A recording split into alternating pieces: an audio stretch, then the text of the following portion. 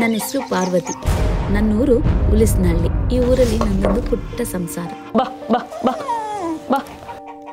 ನನ್ನ ಮಗ ಕೃಷ್ಣಗಂತೂ ನನ್ನ ಬಿಟ್ಟರೆ ಬೇರೆ ಪ್ರಪಂಚನೇ ಇಲ್ಲ. ಇವನಿಗೊಂದು ಚಿನ್ನದ ಸರ ಮಾಡಿಸ್ಬೇಕು ಅಂತ ನನಗೊಂದು ಆಸೆ. ಒಟ್ಟಿಗೆ ಇಟ್ಟಿಲ್ಲ ಅಂದ್ರೆ ನಿನಗೆ ಜುಟ್ಟಿಗೆ ಮಲ್ಲಿಗೆ ಅಂದಂಗೆ ಆಯ್ತು ನಿನ್ನ ಕತೆ. ಚಿನ್ನದ ಬೆಲೆ ಏನು ಅಂತ ಗೊತ್ತೇನಮ್ಮ?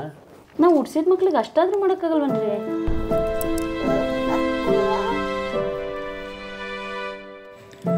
ಆ ಸರ ಮಾಡಿಸೋಕೆ ನಾವು ಮಾಡಬೇಕಾಗಿರೋ ತ್ಯಾಗ ಅಷ್ಟಿಷ್ಟಲ್ಲ.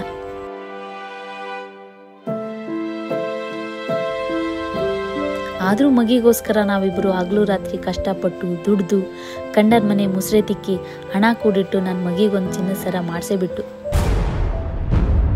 ಇವರು ನನ್ನ ಸ್ನೇಹಿತರು ಮಂಜುಳಾ ಮತ್ತು ಸಾವಿತ್ರಿ ಅಂತ. ಮಂಜುಳಾ ತುಂಬ ಶ್ರೀಮಂತೆ. ಯಾವಾಗಲೂ ಸರ ಮಾಡಿಸ್ಬಿಟ್ಟಿದ್ದೀನಿ. ಅದೇ ಮೊನ್ನೆ ಮಾಡಿಸ್ಕೊಬಂದಿದ್ದೀನಿ.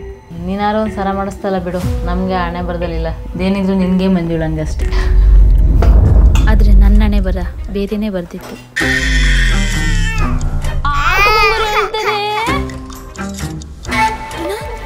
ಎಲ್ಲೋ ಎಲ್ಲೋ ಸರ.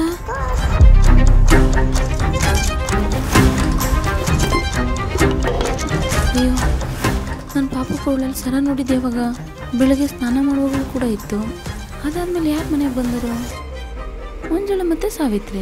ಆದರೆ ನನ್ನ ಸ್ನೇಹಿತರ ಮೇಲೆ ಅನುಮಾನ ಪಡೋದು ಎಷ್ಟು ಸರಿ, ಆದರೆ ಅನುಮಾನ ಪಡದೆ ಬೇರೆ ವಿಧಿನೇ ಇಲ್ವೇ? ಸರನಾ? ಏನು ಹೇಳ್ತಿದ್ಯಾ ಪಾರ್ವತಿ? ಸರ ಕದ್ದೆ ನೀನು ಶ್ರೀಮಂತಲಾಗಲ್ಲ ಕಣೆ.